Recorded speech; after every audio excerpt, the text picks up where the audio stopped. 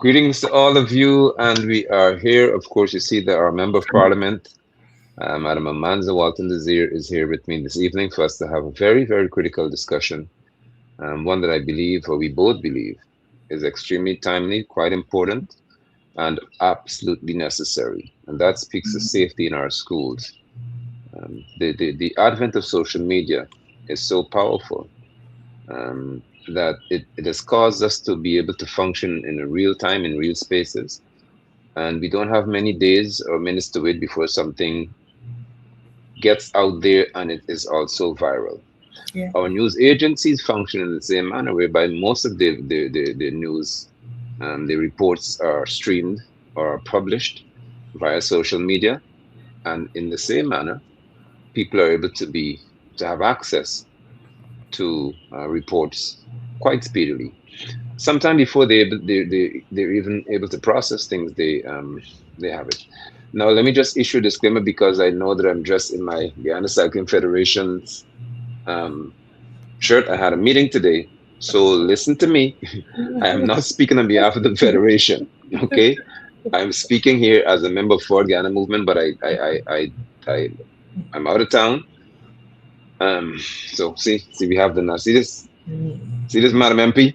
It's a nice This is shirt. designed by Very nice it to is. This is designed by our former president Horace Burroughs. I love it.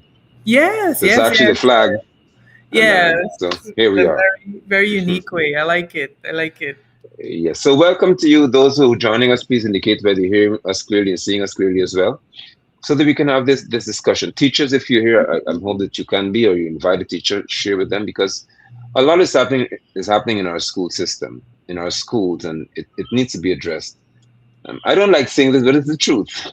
More often than not, Madam MP, we're seen as those who have the voice of reason, and those who are able to bring some sense of stability to situations. And in some cases, they say intellectuality to situations. So hopefully, we can do that tonight and, and have matters placed on Yeah. the table that are very necessary to be discussed. So welcome to the broadcast. Those of you who are here, please share this as widely as possible. And probably you can tag the Minister of Education, hopefully the Minister of Home Affairs, and maybe the National Broadcasting, I think it is GNB, I think that's what it is, the body that screens and monitors all these radio stations and television stations that should be doing so. Yeah. Um, Yeah. Yeah. let's have the conversation. So welcome to you, my sister. Welcome, Hey, and it's good to girl, see you. thanks. It's good to see you too. And thank God for technology, eh? So that we could get this done, even though we're not in the same place. We were able Right. to deal with the issues condignly. Listen, I am so concerned about what I'm seeing. For the last week, my social media feed has been inundated with students fighting. I saw one with one female student slapping another one.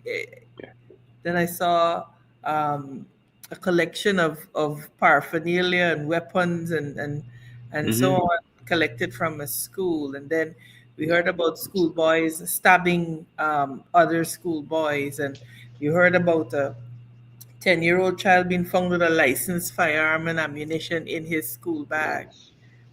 Something is wrong, Nigel. Something is wrong.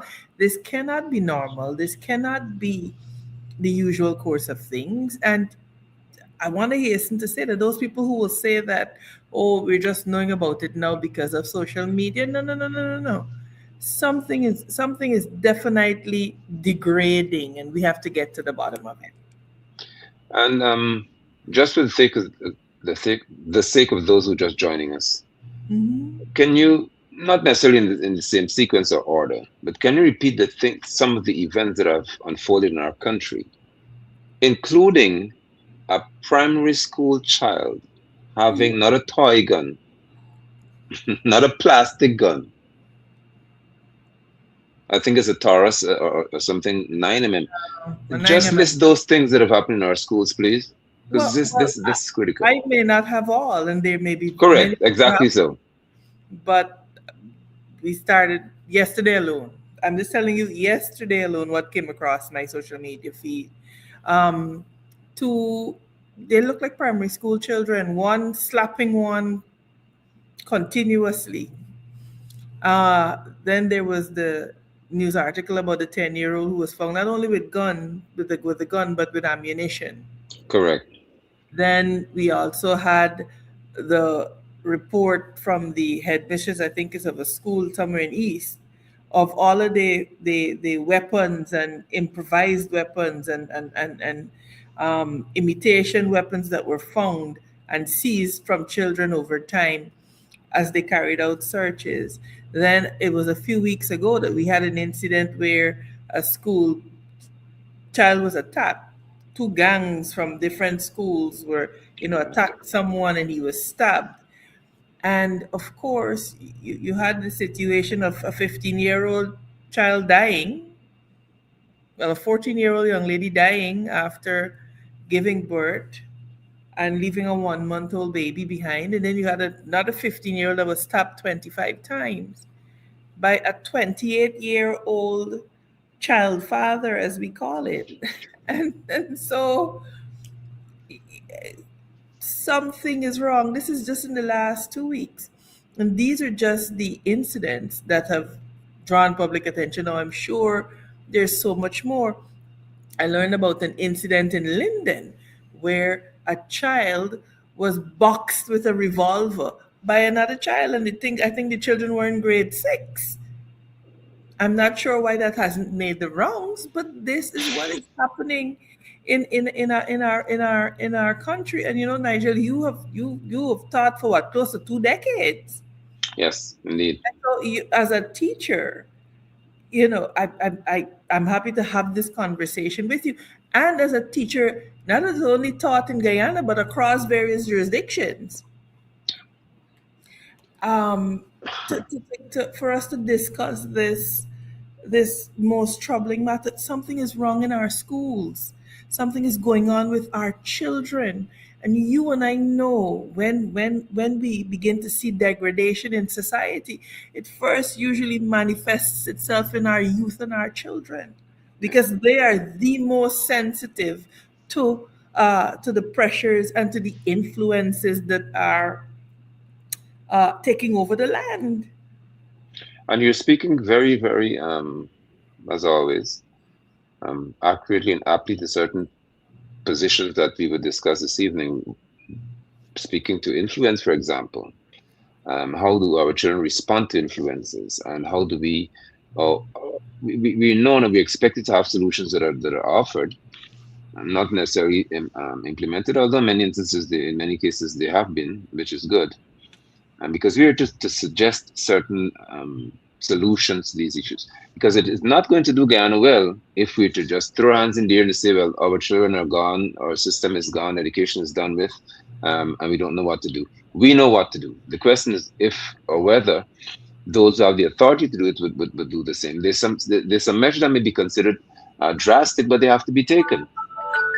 We have to respond, because when we have cases where as the young man, the little boy, I would seem to be, who had a gun in the school, he said, or he reported, that he had an issue with them teaching he threatened to harm the person. Now, let's begin with this, Madam MP. You see, I've spoken to the fact that there are more licensed firearm holders now over the past maybe 3 or 4 years than there would have been over the past maybe 40 years. We have a problem. There's someone who's issuing so many firearms, and let's not even mention the illegal firearms you have in our system. And our children are now able to have access to these things. Let us speak to the fact that when that happens and a child may see a parent or somebody exhibiting a behavior, this is where we come to social media here when you're speaking to influence. Yeah. Somebody at a party, for example. All these things you addressed before. You have stink and dirty, listen to the terminologies and who nasty, wherever it is, and all these terrible derogatory terms. And people could pull the gun and throw shots in the air while somebody else videos it. Our children see this. What makes anyone believe that a child who is influenced by an adult would not want to have the same experience where he can handle fire or weapon? Who knows? Maybe the father, or somebody, or some friend may have weapons around the children. Mhm. So Mhm. please let us discuss this matter of influence, because this situation regarding influence is so critical to this entire matter, and the solution is found therein as well. You know, you're absolutely right, and I think we have to look at the influence of social media. Um, it's interesting that in the UK, for example, and certain other Scandinavian countries, they're banning social media for children Mm-hmm. under the Mm-hmm. age of 16 because of the studies that they have conducted and the fact that they have determined that the influence is so deleterious or so harmful to children under 16 whose prefrontal cortexes or their ability to reason, that part of their brain, is not fully Not yet developed. developed, correct. And so the UK, for example, they're moving to ban social media for children under 16. Some countries have already done it. And so in the near future, it is a conversation that we will have to have here in Guyana as to how you go about doing that, or what are the restrictions that you will put on social media as it relates to a certain demographic, because there's no doubt that there is a problem. Then there's another issue in my mind, and we're having a discussion, not purporting to have all of the solutions, but I think these conversations are important, Nigel, because Yes, yes, they are a starting point for reform. Now, when you think about the issue of influence and you think about who has the responsibility to mitigate bad influences, mm, and then you think about that is most naturally the first line of defense, a parents or right, guardians or the home, and then the community involving the school, and it goes out in terms of concentric circles. But there's a deeper sociological issue here, Nigel. And I want to venture to say that the parents are so caught up, as it were, in surviving and providing and eking out a living. The point that I'm making is the socioeconomic condition yes, of our yes, country is what underpins all of this. If there were something that would be the foundation on which all of these problems are accumulating, it is the socio-economic condition of this nation. Everything else could be um, addressed or springs out of that. And so I want to be very clear that we understand that, because we may talk about influence, and you may have a single mother that says, but I gotta go to work to feed my children, so right, I'm not there right, 24/7. It's not that I'm a bad mother, but I just do not have the capacity to feed them, keep food on the table, as well as monitor them and their social interactions, yeah, because I gotta work. The only job that I could find is to be a security guard, and I'm working from 9 in the night to 9 in the morning. yeah, So, so, yes, so, so, so we have to consider the fact that these are some of the pressures that people are facing. And this is why, Nigel, when we talk about how, as a nation, we treat development, the way we treat development, because you see, development and growth are two different things. that's right, And so Ashni very Singh, true. and I'm bringing the government in here because according to the constitution, they are responsible for the social welfare of our people. Yes, that's true. So I'm bringing the government here. So all who like to talk about, oh, you government to be blamed for everything, yes, because they are failing. How are they failing? They're failing to address the socioeconomic conditions that causes these spin-off effects, the conditions that cause these spin-off effects. You hear them talk a lot about growth, my brother. Oh, the fastest growing economy, this GDP. That is not development. Development has a qualitative element to it in terms of, yes, you see big numbers, but how is the quality of life of the people in the country improving? What does equity look like? What does equality look like? What is the distribution of wealth looking like? Because the pie might be getting bigger, which is growth, the pie is growing, Hmm. but who is able to partake of that pie and the quantum of that pie that they're able to partake of is the issue of development. Yeah, and let's reverse to one of the many very important points that you've raised: influence and influencers, Yeah. and the socio-economic responsibility of any administration or what's called a government. Our country, and viewers, you may be a little upset with me, but it's okay. You'll get over it by 10 o'clock tonight. Listen to me. Our country has entered into a shift that adults of a certain class don't want to admit to. Because if we admit to it, then it may raise an alarm or we think we're responsible. But from the primary and nursery school level, there's a shift in the culture of this country. And that shift has occurred whereby many of our little children believe that those who have wealth have the power to influence what I do. Those who have popularity have the power to influence me in a very significant way. But here's the catch to it.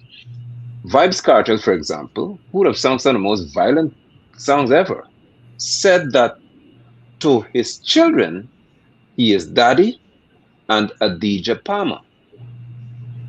That's what he said. He said, I would sing whatever I want, but my children know that I'm daddy. And they don't call me Vibes Cartel. He said they refer to him as daddy. And what is his name? Adija Palmer. He said, no, I sing what I want, but it's up to your parents and the parents of these children to ensure that they're not influenced by what I sing. Now, that reasoning is extremely dangerous and irresponsible. Because what I would like to suggest, firstly, is what does our law state regarding certain things? And what role do we play in reference to the administration of a nation, the government of the nation, to ensure that the law is enforced? The law of Guyana is clear that you're not supposed to have any violent, rude, lewd, nasty music or videos being shown on television or on the areas. That's a law. Mhm. Now, what has happened to that? My question is, what has happened to that law? And it's on the books. And I'll give you a very practical example. I remember there was a reel that was there sometime, that one of my team members put up with a, I don't know the music, so I don't pay attention to the lyrics. But somebody brought my attention to the lyrics, and I was like, okay, take it down. Take it down. And it was like 5 seconds of a song, but it was Yes. apparently a very popular song. I'm like, no, take it down, because influence is important. And when you spoke about what Vibes Cartel said, it reminded me of somebody that was having a discussion. Oh, Bill Gates. Uh-huh. When That's so, you correct. do you remember that story? When somebody asked him, "Do you have, how do your children relate to iPads?" He said, "My children don't have iPads." Don't have it. No iPad, no iPhone. And you see, when you talk like this, people believe that you are prescribing a heralding back to the days of Noah and the ark. That's not it. That is not it. But we're living in a time that requires heightened vigilance, particularly for for children, Excellent. Yes. Yes. Excellent. for our children. And the Mm-hmm. government Mm-hmm. must play a role. The Correct. problem that we have, Nigel, is that the government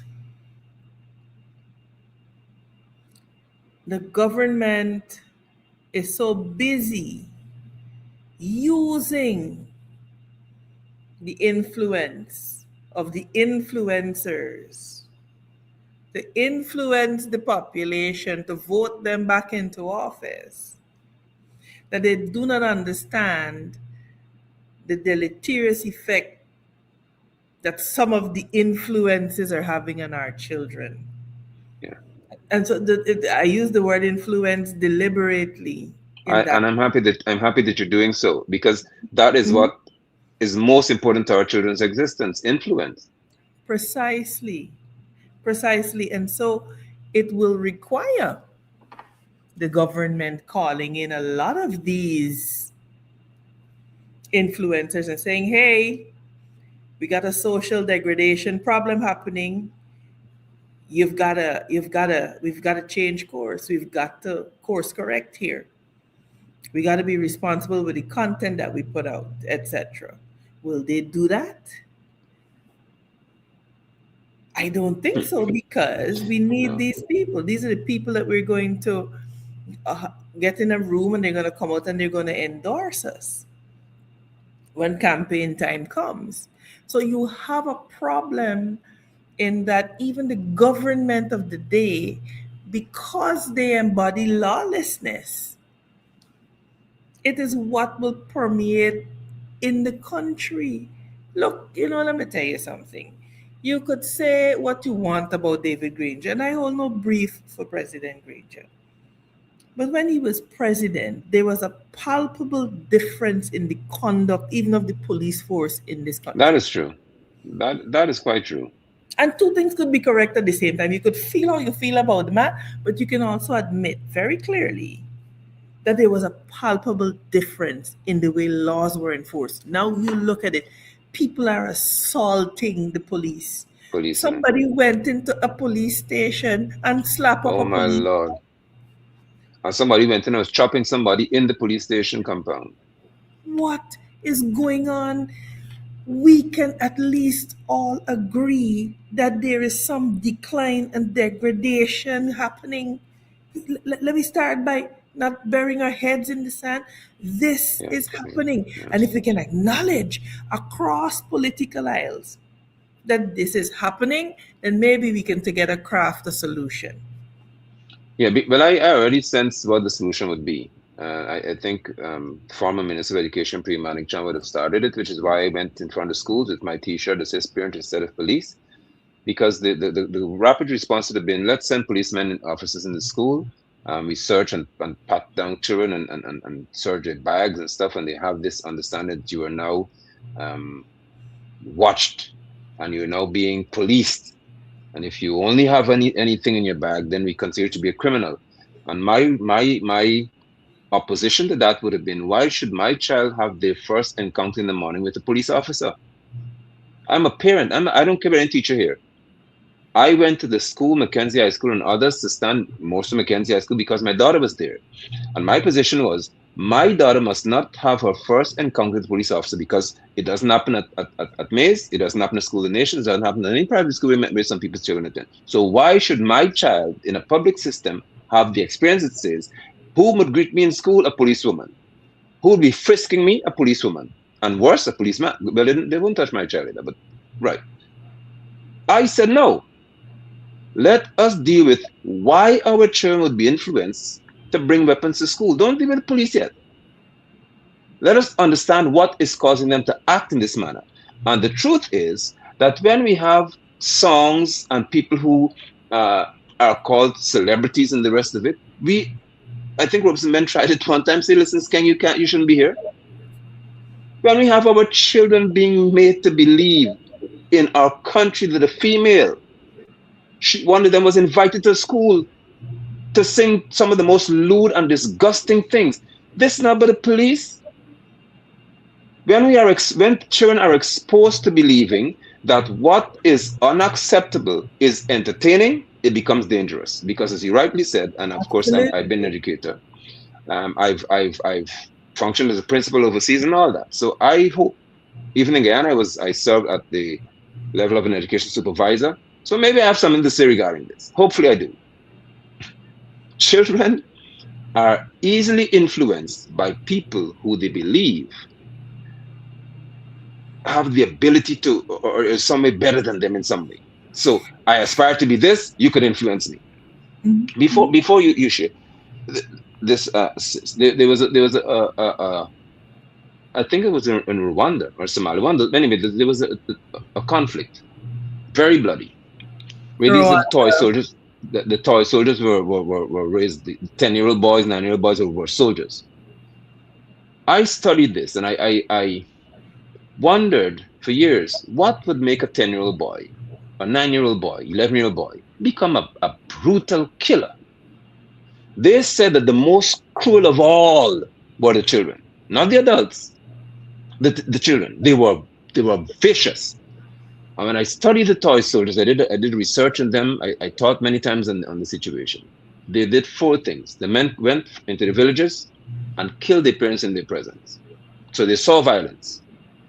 They took these little boys, and one of the boys who he grew up after the war, he began to speak about what he experienced. He said that they would have them for nights without sleeping, days on end, have them very tired.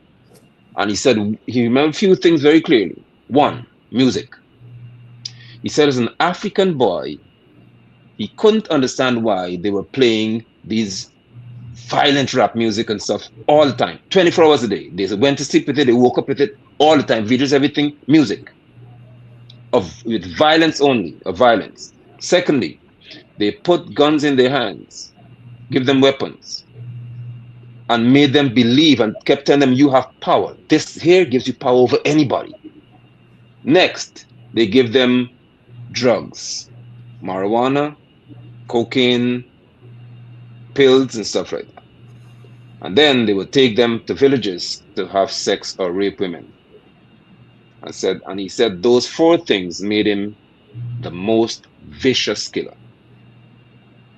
Music, weapons, which we saw in school, drugs, which are in our school system, and being encouraged on stage, and people could light it up and whatever else it is and show the whole world you could do whatever you want, and sexual interactions. Now, when we have artists, so-called influencers, who sing about these things and are brought to our schools to sing about these things, tell me, please, and when the songs are played on the TV stations and radio stations, what do we expect our children to become? And in fact, I recall seeing a mash procession happening to some Tell it, very please. lewd music. I don't remember what this song was. And Nigel, it's important, I think, that we talk about the fact that what you and I are talking about here is what happens in our public system and in our Yes. public places. What you do in your house, unless it's illegal and the law finds out, It's your business. is not what we're talking about here. We're talking about how do we preserve public spaces, just like how smoking is banned in certain places now, Mm-hmm. right? That is the same concept that we're talking about. How do we, as public officials, as leaders at the community level, how do we make sure that we create social spaces that are, as far as reasonably practicable, inviolable by certain things? That is what we're talking about here. So nobody's talking about your right to choose. If the law says lewd music shouldn't be played, you can't play it loud or above a certain decibel. Play it in your house if you want. Correct. And then your children reap, the fruits of whatever seeds you sow in your house. But certainly when it comes to the school and to the public places, there is a duty. There is a duty to make sure that we are controlling as far as possible the influences that our children are exposed to. And I think it's important that people understand that critical distinction, because a lot of people like to dismiss what we are saying by mischaracterizing the context in which we are talking. Absolutely true. You understand? Absolutely true. So it is that question of influence is very, And very we, yeah, important. and sorry, but we need to hop to the, as I said, the socio-economic aspect of the situation, which is where the government and leaders of the country become involved. People don't sometimes recognize, and I'll use it as a perfect example. You are not just called a member of parliament, you are a lawmaker, which is, let me put it simply, you have the power, according to the Constitution, to be a part of that which is called the framing of laws for Guyana. You know, Mhm. just an MP. Is that serious? So whoever is chosen to be in the House of Assembly, as it's called, a legislator, one who makes laws for this country, your responsibility is extremely crucial to the safety of our children, because you have got the constitutional responsibility to participate in laws being framed to Yes, remedy the situation. So this is not absolutely. just MP Amanza Walton here. You are a lawmaker in this country. You have therefore the responsibility to, and you can of course speak to this for people to understand what I'm speaking to here. Hmm. You can table or ask to be or position or I'm trying to remember the word. I'm tired. Anyway, we're in Parliament. You can have a motion of sorts. Say, listen, we have a Yeah. problem. Let's raise this and see if we can have a discussion about this and have it some legal framework crafted, bipartisan and stuff like that in its nature, where we rescue our children. The point I'm making is those who will say that you cannot blame the government. We're speaking to the governance of our country in general, and that must always include the administration, which is called the government. But it doesn't remove responsibility from members of parliament, legislators, to understand that we have to do something. We Something must do something. We we cannot just, have to do something is something. wrong, sis. And there are people who say, "Oh well, what we gonna do? How you gonna fix this?" And they have a problem for every solution that is proposed, and Right. so you end up not doing anything, and the problem just continues. Now, look, I truly believe, Nigel, that there has to be an across the political aisle solution to this. When Yes, I'm I thinking agree. about what we should do, I am going to be drafting a motion calling for the development of a national strategy on school safety. Yes. Right? Now, I am the single member in my party from my party in the parliament, so I will need someone to second the motion. And so I will be approaching my colleagues in the opposition to see who would be willing to second that motion, because we just cannot complain all the time. We have to use the tools that are available to us to make a difference and to sensitize the public on what is happening. And so, really and truly, there are sectoral committees that could meet, that should meet, to be able to discuss these issues. But of course, the Speaker of the National Assembly continues to fail to convene these sectoral committees that could have these discussions. And so the avenues for dialogue are locked off. And I want to make a segue here because I want people to understand why we talk so much about the non functioning of the National Assembly. Right. Look, we are in Women's Month. For the last 6 years that I've been in the National Assembly, we cannot get a women's caucus off the ground. And I think it is one of the most egregious things that year after year, when March comes around, we talk about women and the strides we've made. And in the National Assembly, we are unable, as women, to have in place a women's caucus. And a women's caucus is a feature across most CARICOM member states and in Yes. other Scandinavian jurisdictions, because it is Yes. recognized that there's some issues, particularly as it relates to women and children, that politics ought not even to be a consideration. They are so germane to our existence that you just have to get the work done and get these things implemented. But we cannot. And so we cannot do it. So when you see Priya Manik Chan and Vindi and Gail and them stand up to talk about women and the advancement of women, I look at them and I think that I will begin to take you seriously when you are able to say to me, to Tabitha, to Odessa Primus, to Joretta Finance, to the other females in the opposition, let us get together and form a parliamentary women's caucus.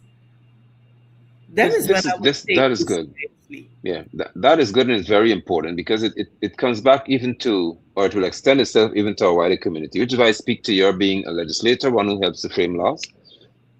Because in the wider community, um, what is so wrong with a mother who knows that her neighbor has to go to work as a security guard?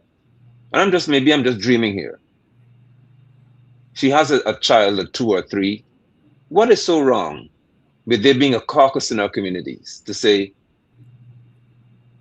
we will look out for each other's children. It cannot be okay for a mother. You see the mother walk through the gate at 7 o'clock or 6 o'clock in the afternoon to work a 7 to 7 shift overnight, and the children pop out. The little girl pop out to the house because I watched a young man say that, and it bothered me about the young lady, the little girl. She's a little girl, 15 years old, who was stabbed 25 or 26 times by a grown man. When he said he would watch the little girl have, or the mother have, men come into the girl. And I said, now hold on. Maybe something's wrong with me as a man.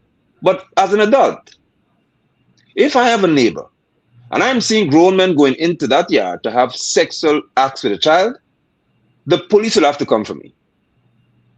And the mother, along with those men, because somebody got to have to deal with it. I cannot understand how we've gotten to a place in our lives as a people where we are okay with watching our children suffer. And we just want to mind our business, as if we don't realize that when we watch the neighbor's daughter have sex all day with some men, because of catchment systems in schools, she may be attending school with my child. And influencing your child. So when she goes to school, to speak of her experience last night, with my daughter being in her class if they're of age, what do you think my child would be inclined to do at some point? If she keeps And hearing from it again, the development, the cognitive and the the frontal reasoning lobe ability is is not, the not yet, frontal lobe is not yet developed. not yet developed. And so, Nigel, but it never used to be like this. It never used to be like this. I grew up in a time where you pass cousin Cretel. I recall somebody that actually existed Right. when I was a child. You pass cousin Cretel and don't say good afternoon. Listen here. And cousin Cretel find Joy Walton and say, this girl passed me. She say good.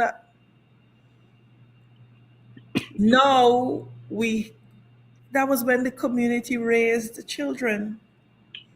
Now everybody talking about drink water and mind your business. We And so we are losing the essence of what community means.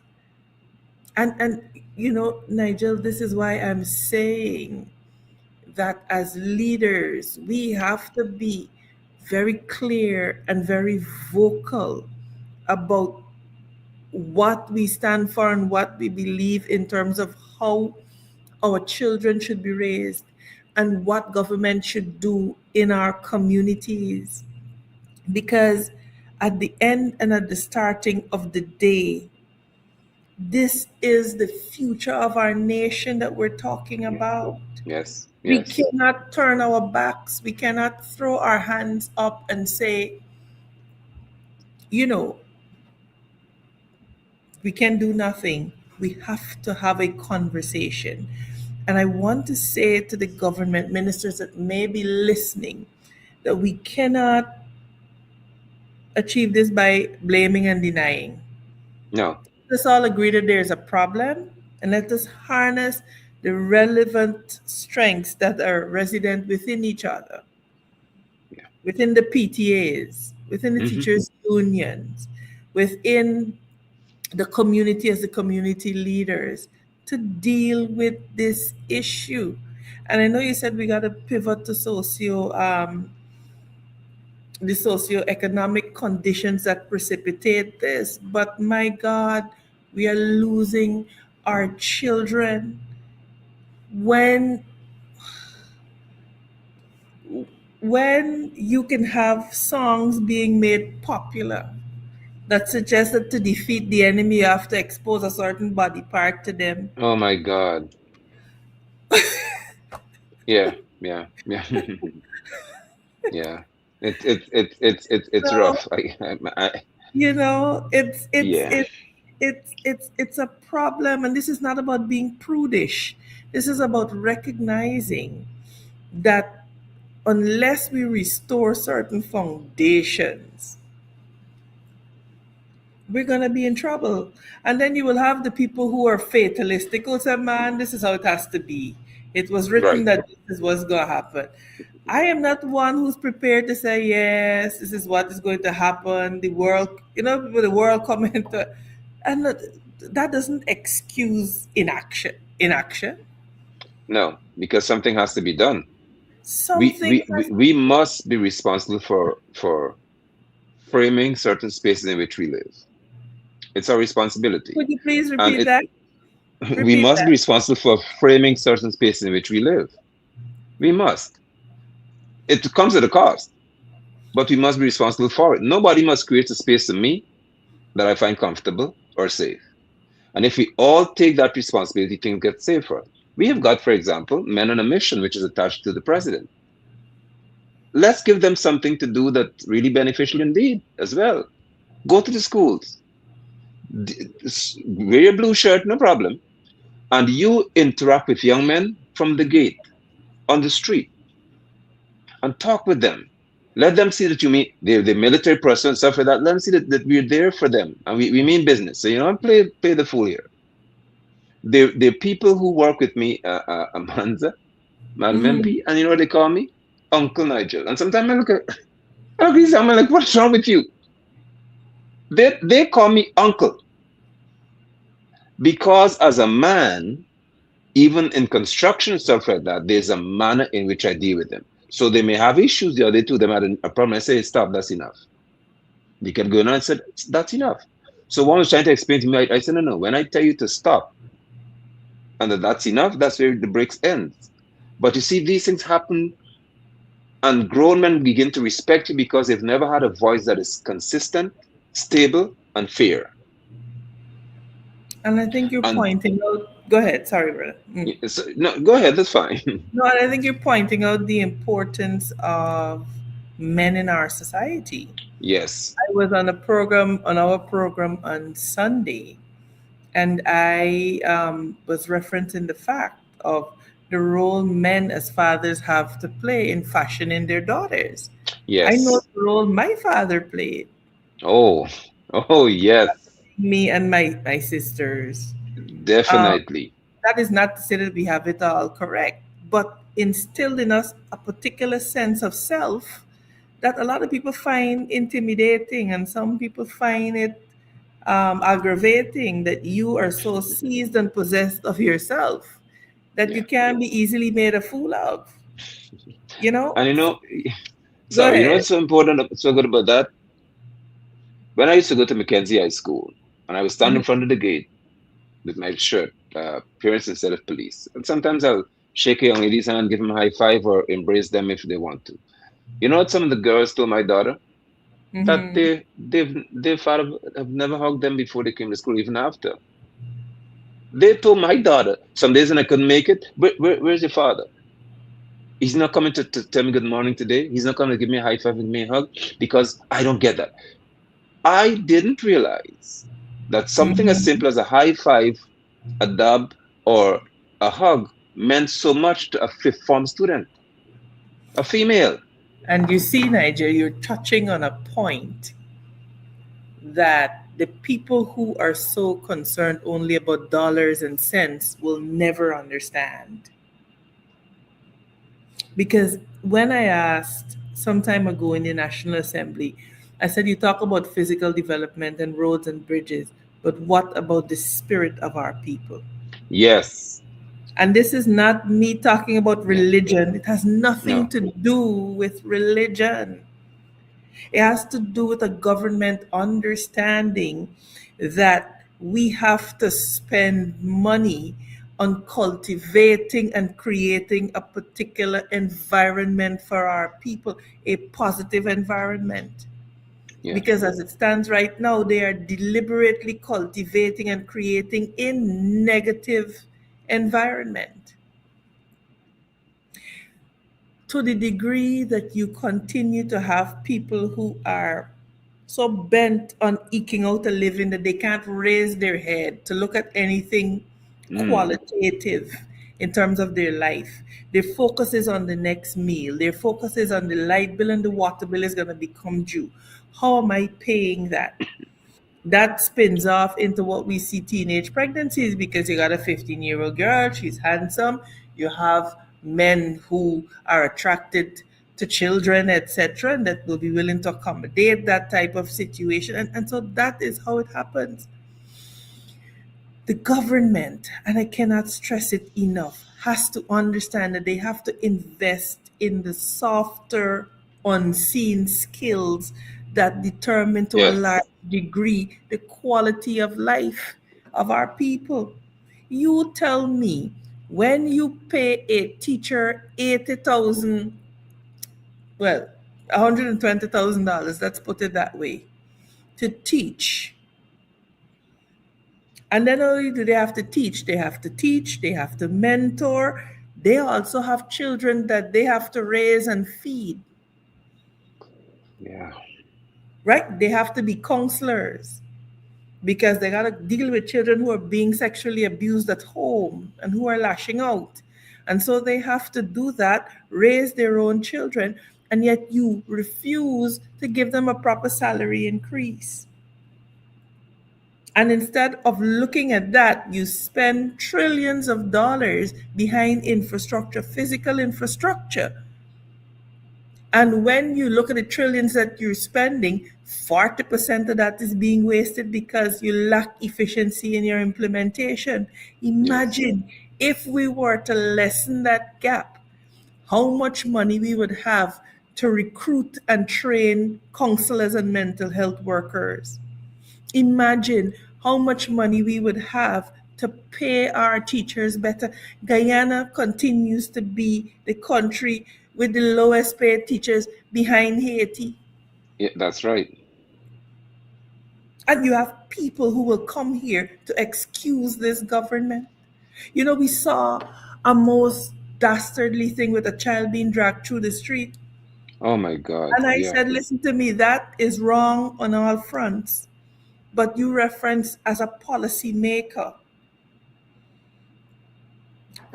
I have to zoom out and look at this thing from all sides.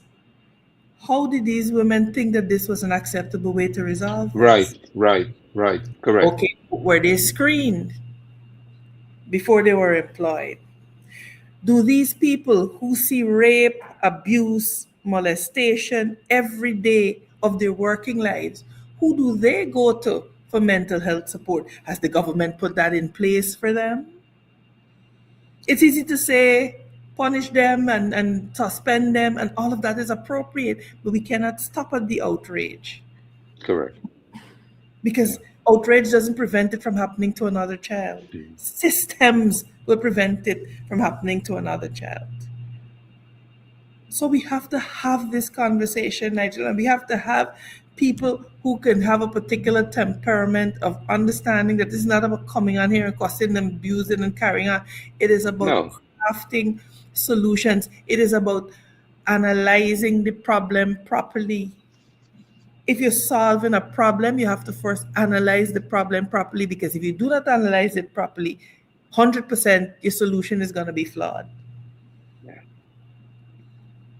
You know, and as we come to wind to close, here's some advice for those policymakers with the constitutional right to do the right thing.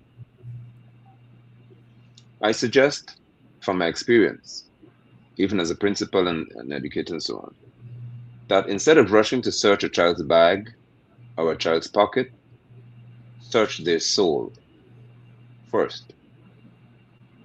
That's where teachers have to get to know people. That's where parents must get to know a child. If you search a child's soul, you'll find why he needs a gun in a bag, why he needs a weapon, a knife or scissors or something.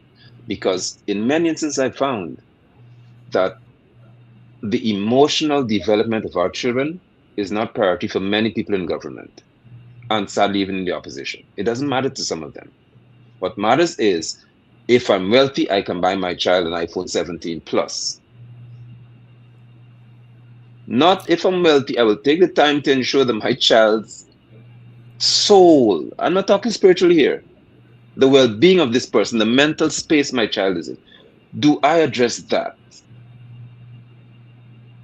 What makes a young lady so angry every day at school? We must not forget that they're teachers as well. As you rightly said, with social workers, but they're teachers who have to deal with them all the time. And they have issues too. But when we develop roads, and we develop playgrounds, we develop stadia, but we don't develop people, you have a wealthy class of dangerous minds. When they go to the hospital, because they don't want to go to public hospital, when they fly to Dubai and to wherever it is and make a baby, to boast that I made my child in the Himalayas, on Mount Everest, wherever you made your child, you made the child. And that child, when you bring here, would be the product of a dangerous mind. We must remember that there's a space in the socioeconomic structure of this country that is reserved for the parliamentarians, the members of parliament, the government side and the opposition side. And that space says, keep our children safe, because we're speaking to school safety here. That space says, spend your money, and this sounds unfamiliar to some people, but I can prove it to you from studies. A school that is not air-conditioned has more violence in it than a school that is cool. Simple. Nigel, that is a fact. Listen to me. It's been proven. As an adult, you navigate the roads of Georgetown in a car without an air conditioning on a sunny day. Okay, then.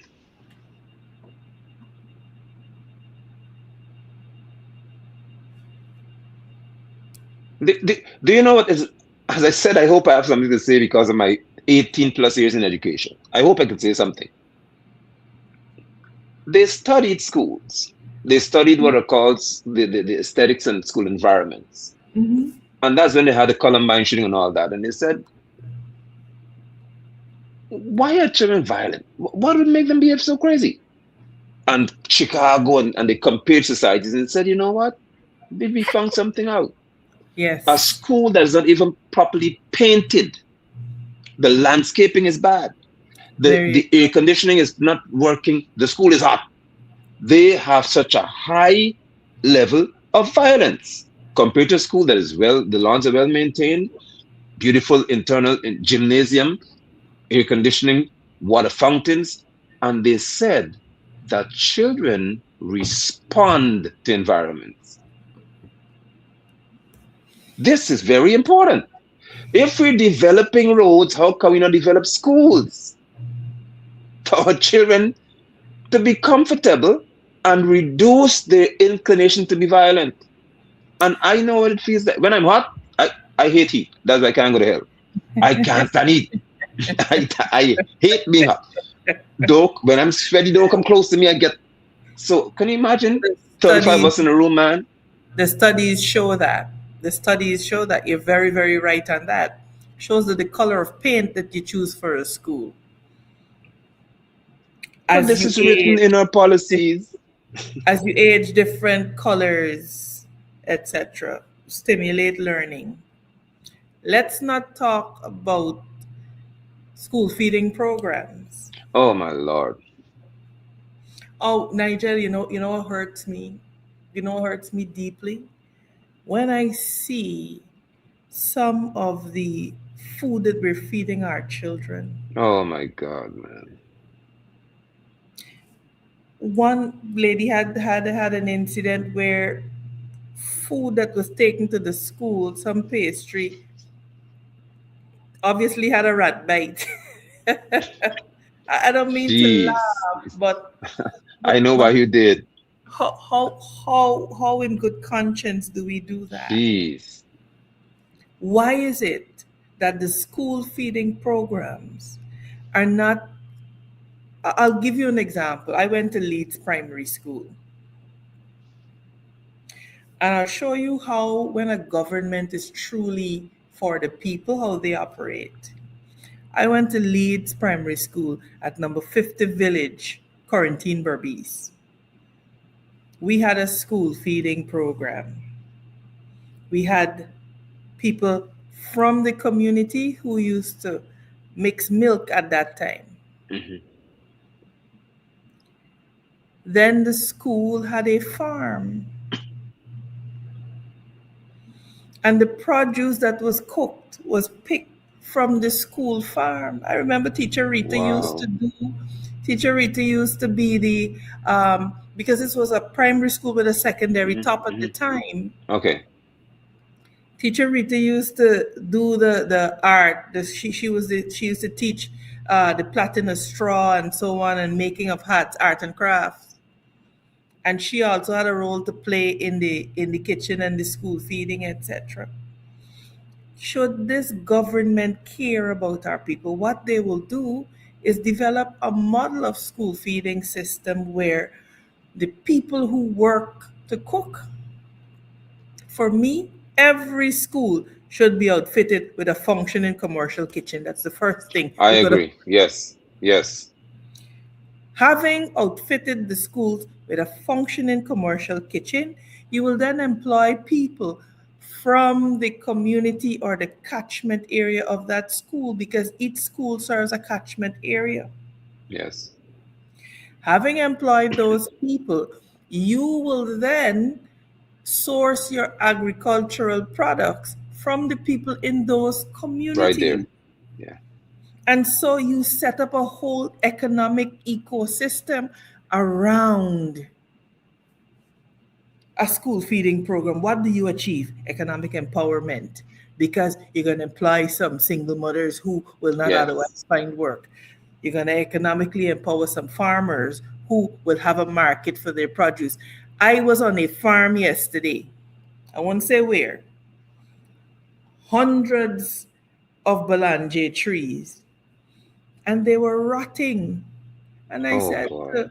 the farmer said, what happened? He said, man, balanje naga price now. Mm. I said, so you will leave it to rot? Now, mind you, that soil from that yield has been degraded, right? Because every Yes. time Correct. so the degradation of the soil has happened, but you're leaving it to rot. Wow.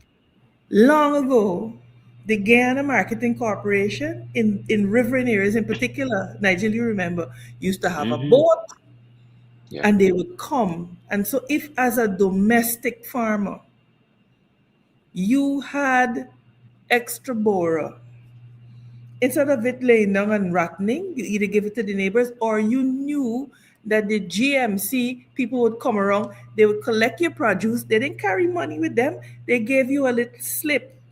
Correct. And then you go to the bank and you cash that slip. Man, these things are doable.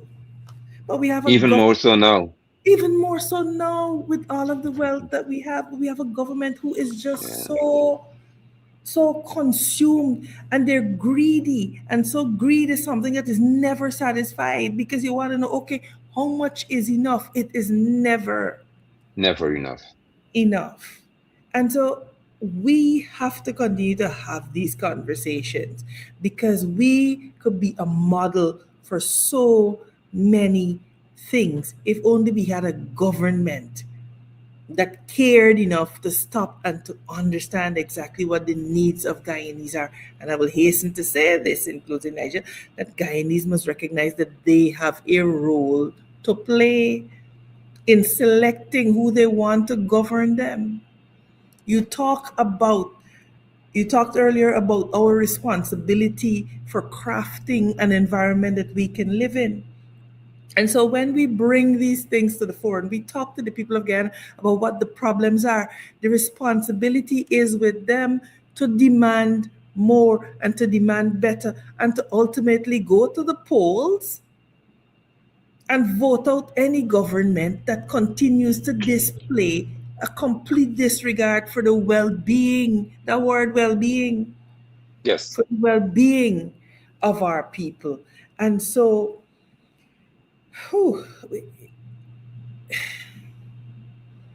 the only I thing I like understand. about Nigel is that we all have to play a part. We all have to play a part. Indeed. And I was thinking about something earlier. I was thinking about Parliament, and I was thinking about our political landscape. And it occurred to me, Nigel, that this PPPC government is a clear and present danger to this country. They are a clear and present danger. They are corrupt, they are unmindful, and they do not care.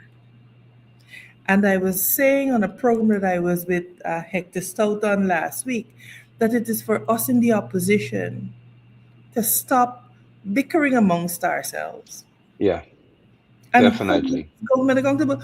You know what, I was thinking about this. Let's pretend that this is a wall that we have to break down, a formidable wall that requires all of us to play a part. And you have people, whilst not in the same grouping, they're all playing a role in striking a blow against a wall that must come down. Why would you seek to undermine that person who is striking a blow at the wall? Yeah. Which is why I'm very slow to criticize opposition parties. I am saying that we all should have one agenda.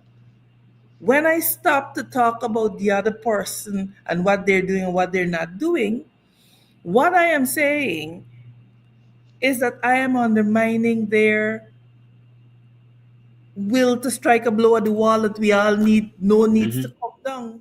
Do you see what Hmm. I'm saying? I, Because I I do. because I have some greater moral authority to swing the anvil than you is not the aim Yeah. for this to come down. So why take time out from you attacking the target to attack somebody that is trying to achieve the same thing that you are achieving? Yeah. You again. It comes back to us being, in many instances, the voice that reasons. I say on the Guyanese level, because people Yeah. normally meet me and say that they appreciate the fact that we bring some degree of intellectual stability to this equation. I need to remind all, all that the Constitution, I believe in law. You're a lawyer. I believe it because it guides and it helps to frame behaviors in it and ensure that everybody knows their place and whatever. Fortunately for some, and unfortunately for many in this current um, configuration of Parliament and also Assembly, the law of Ghana is clear. There's an administration and there's the official opposition side. There are not three oppositions in the House Assembly. Yeah. That's why you only have the official leader of the opposition. Now, many may be upset with it, but that's the law. Now, again, you're part of the legislature, you're part of the I'm saying to all here, maybe you need to go and say, well, listen, let's ask the PPP side to agree with us to amend the law so we can have 3 and 4 different opposition leaders at the same time. That is not the case now. So, as you're rightly saying, we have a crisis in our schools, for example. Can we have an agreement amongst all that we have a problem? And we're Exactly. going to go to this government and say, listen, man, we're adults here, so we could fend for ourselves, as we say. But we have some children with a problem. When a little boy can have a real gun in a school and the teacher report he threatened harm, Yeah. we have a problem. Yeah. And Yeah. when the report that somebody took a revolver and slapped another child in his face, a gun butt a child, we have a big problem. So let's ask this or request of this side or demand of that side, call the government or the administration to fix this problem. We prepare to work together with y'all to fix this problem because you're all going to be consumed We all are going to if be. we don't fix this problem. What is so hard about doing that? You see. Look, I think we have to. We've got to speak some radical truths, Nigel. Because I've heard people talk a lot about, oh, I campaigned and I didn't join win, and now suddenly I'm supporting the opposition leader. And I said to somebody, understanding and all like get understanding is an important thing. Right. You are campaigning in an election. You reserve the right to join or not join whomever you wish to. That is an assessment that you must do. An election has been conducted, people voted a particular way. And as an elected member, it is important that I respect how the people voted. So I had no, it didn't present a dilemma for me to vote Right. in support of the current opposition leader because No. 109,000 Guyanese voted in a particular way and gave an indication of what they wanted to be. Now, because I am not in politics for me, I can respect people's right and the people's voice. So it was not a dilemma. It would be a problem for me if I was in politics to impose my view on people. Right. But the Constitution says sovereignty belongs to the people who exercise it through their duly Through. elected representatives. I am a conduit. And so we do not have these types of conversations often enough. And it results in the miseducation of our people and why we find ourselves very often in this quandary. So I would hope that in the coming week, the joint opposition could come together and we can have a position on this, because as you've said, the law don't recognize 3 4 different. I got one opposition leader and there's one opposition chief whip, and to pretend otherwise is to mislead the people. When elections time come, you do your party work, you're doing your party work, you do your party networking and whatever. But when it comes to the National Assembly, this is the construct that we have to work in for now. Yes. And we are a powerful voice when we get together. When you're running an election campaign, you're in campaign mode. Right. When elections are done, you have to necessarily operate within the confines of what our constitution provides. Yeah. That signals to our children who are looking on that we as the adults are able to follow the law.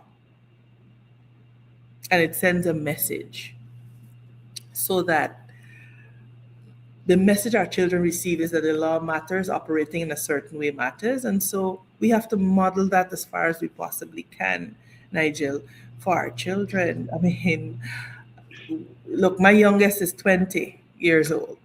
So I don't have babies. But I worry about the world that they are inheriting. And I'm reminded of the African proverb, and I will close here and leave the rest to you, that you do not throw broken bottles along a path, or don't throw broken bottles in the way of people, because one day your children may take that Yeah, path. yeah, Mhm. yeah. We Correct. continue to create a class of have and have nots. When the have nots come for what the haves have, what are you going to tell them? I am enjoying the sweet now, so I will not say anything. But you leave a world where your child is jeopardized because you didn't speak up. God, may God help us. If we do not Indeed. wake up and save our generations, if we do not wake up, adjust our own attitudes, and roll up our sleeves and get to work in saving our children, ah, With that, I shall not seek to add, or to that, I shall not add. I am so grateful that we spend the time together, as always. It yeah, never seems far apart, though it is, but I'm yeah. grateful. And these Thank you. conversations, as we would always say, are most important, vital, critical. So thanks again. I wish you well Bro, be safe. and continue to do well. Thank you Yes. so much. All right. Bye bye. Viewers, thank you all again. Again. Good night. Bye. Night. Viewers, thank you so much for your time. This has been well spent. I'm grateful for those of you who have taken the time to comment, negatively or positively. Thank you for being here, nonetheless. And hopefully tomorrow we will see some action being taken to remedy the situation because our children must be safe. Not just those who are inclined to be violent and dangerous, but those who may be victims of those who are dangerous and violent. We must correct this. I would implore you again to search the soul before you search the bags and the pockets and see why they are the way they are. And that may lend answers to many of the things or the questions you ask. Do well. Until I see you again. Bye bye.